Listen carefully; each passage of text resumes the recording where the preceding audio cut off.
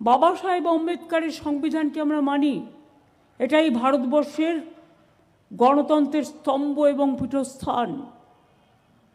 আজকে পদে পদে সেই সংবিধানকে লাঞ্ছিত করা হচ্ছে, মানুষকে বঞ্চিত করা হচ্ছে, অধিকার কেড়ে নেওয়া হচ্ছে, গণতন্ত্রকে উল্লঙ্ঘিত করা হচ্ছে, গণতন্ত্রকে লঙ্ঘিত করা হচ্ছে।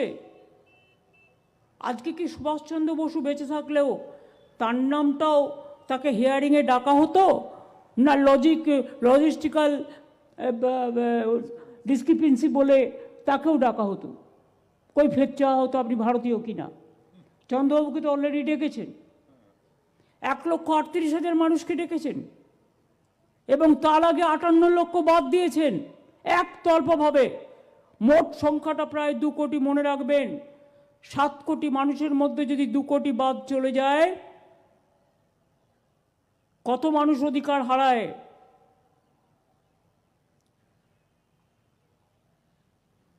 ইন্দ্রনীল একটি কোট বলছিলেন, যদিও লিখে দেওয়া, মুখস্থ নেই, আইএনসিএ থেকে, বরণীয় তারা স্মরণীয় তারা। আমি নন্দিনীকে বলছিলাম, আমরা ছোটবেলায় পড়েছিলাম, ভুলভাল হতে পারে, মনে যদি থাকে, বরণীয় তারা স্মরণীয় তারা আজিও বাহির দ্বারে, আজি দুর্দিনে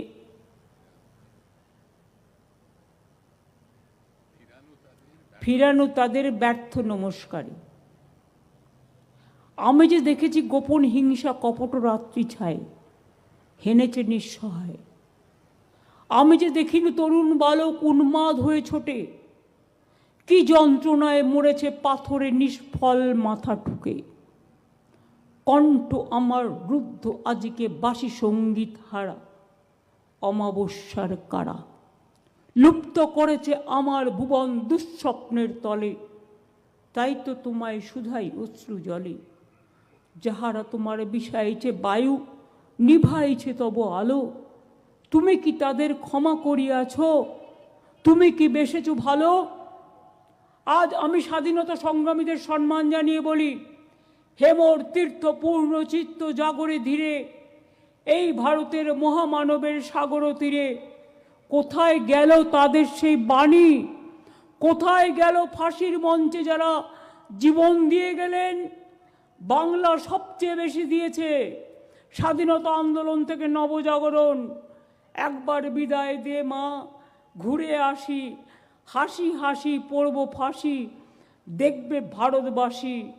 মনে হয় নির্বাচনের সময় টেলিপম্পটারে দুটো বাংলা ওয়ার্ড লিখে নিয়েছে, কখনো বঙ্কিমদা, কখনো রবীন্দ্রনাথ ঠাকুর জন্মেছে শান্তিনিকেতনে, কখনো ইধার উধার জানি না, নানা রকমভাবে বাংলাকে অসম্মান করা হয়। আজকে আপনাদের মনে একটু কাটা দিচ্ছে না? একবারও ছোটদের মনে হচ্ছে না? 110 জনের বেশি মানুষ মারা গেছেন, রোজ 3-4 জন করে আত্মহত্যা করছেন, ভয়ে মারা যাচ্ছেন। কেন ইলেকশনের বিরুদ্ধে কেস হবে না? এত মৃত্যুর দায় ইলেকশন কমিশনকে নিতে হবে এবং গভর্নমেন্ট অফ ইন্ডিয়াকে নিতে হবে। পার্টির নাম আমি নাইবা বললাম, এবং হসপিটালে আজও মৃত্যুর সাথে লড়াই করছে আরো 40-45 জন। এদের জীবন জীবন নয়। স্বাধীনতা দিয়ে দেশকে ফাঁসির মঞ্চে গান গেয়ে নবসংস্কার দিয়ে আজ এতদিন পরে আমাদের প্রমাণ করতে হবে আমরা ভারতবর্ষের ভোটার কিনা। সিটিজেনশিপে একটা আলাদা আর ভোটার আলাদা, দুটোর মধ্যে পার্থক্য করে ফেলছে। আমি মমতা ব্যানার্জি ইংরেজিতে লিখি, বাংলায় আমি মমতা বন্দ্যোপাধ্যায় লিখি। তার জন্য কি প্রবলেম হলো? এইটুকু কালচার যাদের নেই, এইটুকু তফাৎ যারা জানে না, তাদের আজকের দিনে আমার ধিক্কার দেওয়া ছাড়া আর কিছু নেই। আমি আমার নামটা MA MO লিখতে পারি, ইংরেজিতে আমি এম এ লিখতে পারি, বাংলায় ম তয়কার হয়ে যায়, ইংরেজিতে আলাদা স্পেলিং হয়। মিসম্যাপ। 1,38,000কে নোটিশ দিয়ে দিয়েছে, 1 কোটি। এবার বলুন, কোন মেয়ে বিয়ে করেছে, এটা তার স্বাধীনতা। অনেক সময় সে দুটো টাইটেলই গ্রহণ করে, আবার স্বামীর টাইটেল বিয়ে হয়ে গেলে গ্রহণ করে। তাকে বাপের বাড়ি ছেড়ে শ্বশুর বাড়ি যেতে হয়, স্বাভাবিক ব্যাপার। মিসম্যাপ, বাদ দিয়ে দিয়েছে সব নাম। একজনকে বলছে 5 ছেলে মেয়ের বাবা মা হলে কি করে, তোমার নাম বাদ।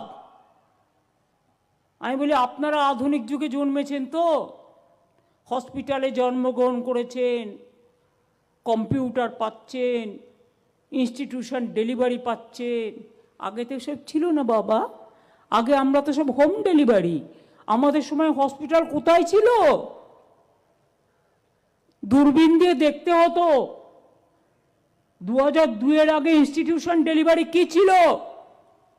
আর আজকে বড় বড় কথা, বাবা মায়ের জন্ম সার্টিফিকেট দিতে হচ্ছে। আজকে বাবা মাকে অসম্মান করার একটা প্রবণতা। 90 বছরের বয়োজ্যেষ্ঠ মহিলা, তাকে অ্যাম্বুলেন্সে করে নিয়ে যাচ্ছে, নাকে অক্সিজেন দিয়ে নিয়ে যাচ্ছে। ট্রাইবেলদের নাম বাদ দেওয়ার চক্রান্ত চলছে। তপশিলীদের, আমার বাড়িতে একটি মেয়ে থাকে তপশিলী, আমাকে বলল আমাদের বাড়ির সবাইকে ডেকেছে।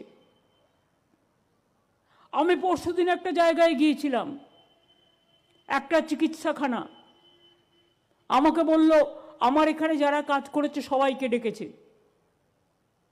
এবার বলুন, অমর্ত্য সেনকে ডেকেছে কেন? বাবা মায়ের বয়সের ফারাক, ওরা বিয়েটাও ঠিক করে দেবে, এরপরে কে কাকে প্রেম করবে সেটাও ঠিক করে দেবে। এখন অবশ্য ঠিক করে দিচ্ছে কে কি খাবে কে কি খাবে না সেটাও, কে কি পড়বে কে কি পড়বে না সেটাও। এরপর থেকে ঠিক করে দেবে বাচ্চা আদৌ জন্মাবে কি জন্মাবে না, আর জন্মালে ওনাদের পারমিশন নিয়ে জন্মাতে হবে। এইটুকু তো বাকি আছে। আজকে বলছি তার কারণ কণ্ঠে আমার আগুন, হৃদয়ে আমার দুরন্ত ব্যথা। আমার যদি শরীরে রক্তে শিরা উপশিরা থাকে, আমার শরীরে যদি শিরা উপশিরা থাকে, আমার রক্তের যদি একটুও তেজ থাকে, যে নেতাজি সুভাষচন্দ্র বোস বলেছিলেন তোমরা আমাকে রক্ত দাও আমি দেব স্বাধীনতা। আমি রক্ত দেবার কথা বলছি না, রক্তটাকে রক্ষা করুন, প্রাণটাকে বাঁচান। ছাত্রছাত্রীরা এগিয়ে আসুন, যৌবন এগিয়ে আসুন, খেলোয়াড় থেকে শুরু করে, শিল্পী থেকে শুরু করে, সংস্কৃতি প্রেমী মানুষ থেকে শুরু করে। শুধু নিজের ঘরে আগুন লাগলে জ্বালা লাগে, পাশের প্রতিবেশীর গায়ে আগুন লাগলে জ্বালা লাগে না? ওরাও তো আমাদের ভাই বোন। যে পরিবারগুলো তাদের পরিবার পরিজনকে হারিয়েছে, তারা কারা? 80 অলক্ষে দাঁড়াইছে, তারা দিবে কোন বলিদান? ফাঁসির মঞ্চে গেয়ে গেল যারা জীবনের জয়গান, 80 অলক্ষে দাঁড়াইছে, তারা দিবে কোন বলিদান? আজকে মানুষকে ঠিক করতে হবে।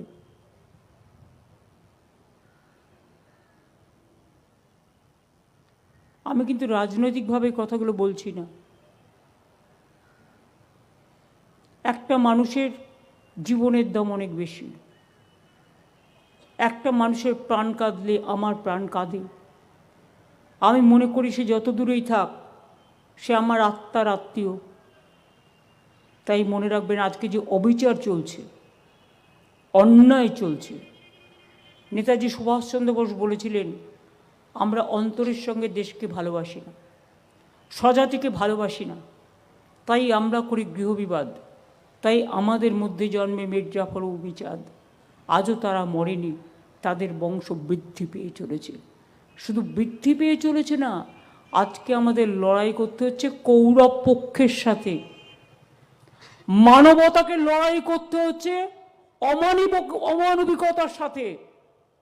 মানবিকতা বনাম দানবিকতার লড়াই হয়ে গেছে। কিসের জন্য মিসম্যাচ আর মিসম্যাপ? তুমি বাংলা জানো না, বড়াই করছো। বাংলা ভাষাকে অসম্মান করে মিসম্যাচ আর মিসম্যাপ করে মানুষকে যন্ত্রণায় ফেলছো। এই যন্ত্রণা আগামী দিন তোমাদেরও ভুগতে হবে, জেনে রেখো। অন্যায় কখনো কাউকে ক্ষমা করে না, অন্যায়কে ক্ষমা করতে নেই। আজকে ভাবছো ক্ষমতায় আছো, কাল ক্ষমতায় থাকবে না, সেদিন জেনে রেখো মানুষ কিন্তু পেছু ছাড়বে না। যেখানে পালাও পালাও, মানুষ কিন্তু বলবে পালাবার পথ নাই, জো মাথে পিছে।